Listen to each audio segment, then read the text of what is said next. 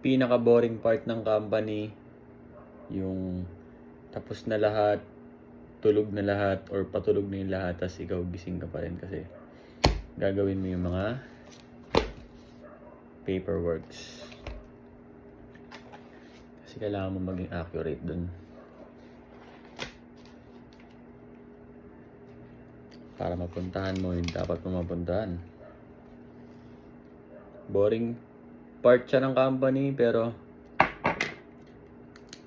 gagampanan mo siya. Diba?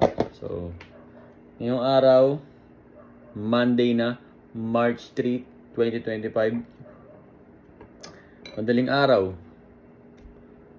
Magti 3 AM na. Dito ako sa lamesa ko ngayon, sa table ko, na kung saan nandito lahat ng work ko. Kakain ako para magising. Para magtuloy-tuloy sa work. Para pagdating na Monday ng umaga, tapos yung work ko. So, yun lang. Let's go.